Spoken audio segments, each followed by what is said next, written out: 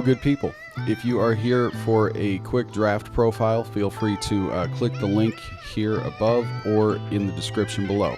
If you're here for an in-depth film breakdown of Nic Scourton, stay right here. Against Virginia Tech, he has a nice spin move where he's dodging a chip in the course of this spin move. So Virginia Tech wants to help out the right tackle here and send this running back. And our guy Scourton sets it up perfectly, gets nice inside rotation, sacks the quarterback there. When the spin move comes together with timing and he's comfortable with the rhythm of the offensive lineman there, he's dangerous. I am Tim Noonan. I have been a football fan for the last 20 years and a fan of scouting college players for the last 8 years. And today I will be doing a breakdown of Texas A&M transfer pass rusher Nic Scourton. This video will have 3 sections, 2 strengths and an area of growth. The first strength of Scourton's game is going to be his athleticism. His combination of size, speed, explosiveness, movement, all these things are super rare for a player. So I think he's going to project as a pretty high draft pick. And we'll look at those different things that go into the rare athlete that he is. The second area of Scourton's game that we're going to look at is his array of pass rush moves. He has a spin. He has an outside in move. He can attack around the outside and bend. He's pretty fast, so he has a speed rush in his back pocket if he needs it. And he has the beginnings of a pretty solid bull rush. So we'll look at a few different ways that he attacks pass blockers. And in the third section of the video, we'll look at an area of improvement. I just want to see him balance a little bit better. And in particular, I want to see him have better anchor against run blocking offensive linemen. So looking at the first area of Scourton's game, just the combination of size, speed, explosiveness that makes him such a rare athlete.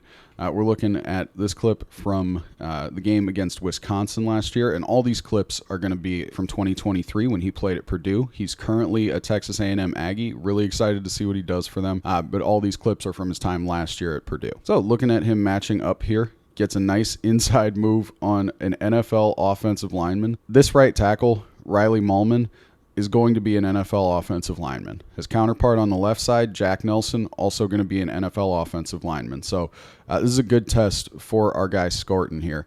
And he just gets a nice outside in move, moves really quickly, gets to the ball carrier, and gets in for a nice assisted tackle. Looking at this in half speed, you just see Mahlman wants to enforce, and Scourton has some nice agility and quickness just to sneak inside. He's got some solid balance here. We'll talk about how I want to see that improve, but he's got some stuff to work with. But just in real time, you can see the quickness. And packaged with that quickness is a pretty fair amount of power. If you want to put a tight end on him, there are tight ends that can win against him, but you're taking a chance. And when Iowa takes this chance, having a tight end block doesn't quite work. He's just white noise for Scourton. So I like to see the power on display here. I like Scourton's eyes as he's following the runner. This was a consistent trait of his game, whether he was making the most of his athleticism or whether he was putting on a pass rush move. Scourton's eyes are consistently up. He's tracking the offense, and he's always in a play. He seems to be around the ball all the time. Against Iowa, we see him use this outside in move to get to the quarterback and force a hold on a crucial third down. So just sneaks inside, forces that hold, still puts a hit on the quarterback even though he's being held. And when he gets off the line, you just see that quickness. He's inside that offensive lineman's shoulder in a second. And then once he has gotten that inside leverage, he just has the power to stand up, get a hand on the quarterback, force a bad pass, even if there wasn't a hold there. He has forced an incompletion. They're going to 4th and 8. Just a really, really strong play from Scourton there. Against Michigan here on a 4th and 1, he has nice quickness just to get inside this shoulder of this offensive lineman and be one of the first guys at the point of attack to help stuff this run at the line of scrimmage. So 4th and 1, gets inside the offensive lineman's shoulder, stands up, helps for that assisted tackle. This is a huge play because Purdue is down like 20. So being able to stop this run is situationally important. While the power is nice, I think the thing that really stands out here is that quickness to get that first step into the offensive lineman's shoulder and hit the point of attack. So against Michigan, at the end of the half, he goes on a goose chase for J.J. McCarthy, starting with this spin move, and then just ends up coming away with a nice sack. I mean, you see the high motor on display. He has a plan of attack, right? He sets up that outside, goes inside, and this is a play where, from this angle, you really see that movement on display, because as soon as he hits that spin move, he goes from there to right in JJ's grill, and then is just able to continue to move, pursue, get a shoestring tackle. Probably some poor decisions here being made by JJ McCarthy. He probably wants a lot of these decisions back, but Scourton puts him in a really tough position and finishes the play nicely. In this second section of the video, we'll be taking a more in-depth look at some of the pass rush moves that we've already seen. Scourton really loved this outside in move where he started to step to the outside like he was going to make a speed rush or push for an offensive lineman's outside shoulder, then just cross over, move inside. And this was probably his most effective move. It landed him a lot of hits and hurries, but he's also got a really nicely developing spin move. He's got a bull rush that has had some effectiveness against some offensive linemen who are mid to lower tier offensive linemen, and he has exceptional bend. He's really, for a dude that is 280 pounds, listed at 285 this year, his ability to go parallel to the ground is incredibly rare. So just to begin, against Iowa, a simple outside in move lands him a hit on the quarterback here. And this play goes away from his side, right? So pre-snap, he's on this hash mark closer to the bottom of the screen. And when the play action hits, the quarterback ends up basically on the other hash mark. And Scourton, with this simple outside in, is just really able to set himself up to cover a lot of ground quickly. This poor offensive lineman just doesn't have anything for this move, and I don't blame him. Kind of hard to, and poor guy just watches Scourton gets hands on the quarterback. Against Ohio State in 2023, we see some really nice bend, some really nice hand usage leading to a strip sack. When he comes off the snap here, he moves to the outside shoulder of this offensive lineman, gets his hands active, is able to bat away that offensive lineman's hands, and he is parallel to the ground, gets an arm right there on the football, strip sack, turnover, just a huge play. And throughout games, you see him having a plan of attack where he mixes up whether he's going to throw in a spin move, attack the outside, try to bend. So to set up this move, he starts to run at the body of the offensive lineman and then moves outside. So I like that setup to go inside, then out. He would probably have an effective outside rush anyway, but by taking that quick step inside, then moving out, gives himself that bit more of leverage and advantage against that offensive lineman. On this play against Ohio State, uses his second favorite move, that spin move, to create a hurry. So lined up over the guard here, just rotates inside nicely, gets right in the quarterback's face. Forces an off-platform throw. Still nice throw by McCord here. You know, it's a completion, but Scourton's done his job to speed up the clock a bit on this quarterback. We'll see this spin again against a tackle trying to land hands on him. And this spin lands him a hit on the quarterback. Again, speeds up that clock of the quarterback. McCord makes a nice throw. Harrison's got to come away with that. But you almost have to watch it in half speed because the spin is so quick. And it just creates so much space. If this quarterback doesn't have a target immediately, very good chance that this is a sack or a rushed incomplete pass after a hit. Against Virginia Tech, he has a nice spin move where he's dodging a chip in the course of this spin move. So Virginia Tech wants to help out the right tackle here and send this running back. And our guy Scourton sets it up perfectly. Gets nice inside rotation, sacks the quarterback there. When the spin move comes together with timing and he's comfortable with the rhythm of the offensive lineman there, he's dangerous. And we're going again, see the spin. Other offensive lineman just gets a nice lane to the quarterback after putting this spin move on. The timing of this play is more of a quick hitter, so he doesn't make a huge impact. But if this is any kind of a more extended play, you just see that alley to the quarterback, very clean. And then again, just one last spin move to go from the outside of the hash mark right to the quarterback's grill. That's really nice.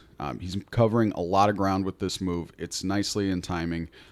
He forces a really tough play for an offensive lineman here, creates some havoc. Just a really effective spin move against Virginia Tech here. And on this play, we see some nice hand usage to get to the edge. He loses his footing a bit, so obviously want to see him stay on his feet. But when the offensive lineman shows his hands, bats those away, and that gives him the outside edge of the offensive lineman's body. And so quarterback has to hitch up, but there's another guy who is free in the middle, so quarterback can't hitch up. Sack for the defense. If our guy Scourton isn't here, quarterback has a little bit of room to bounce out, but with Scourton off the edge here, there's just nowhere to go for the quarterback. And closing out the section, he has a nice bull rush here against Michigan, forces the offensive lineman back a bit. I would like to see more power in the bull rush here, but I mean, you can see he moves that offensive lineman back. He's able to then kind of get himself in a position where once the offensive lineman throws down the anchor, he still has the ability to use his hands and get to the quarterback that way. So the bull rush ends up being part one of a two-part move. So just nice to see that initial bull rush and then that counter move to get closer to the quarterback. In the third section of the video, I'll cover the area that I want to see him improve the most in, which is just his anchor. I don't think he has the most natural power considering his size.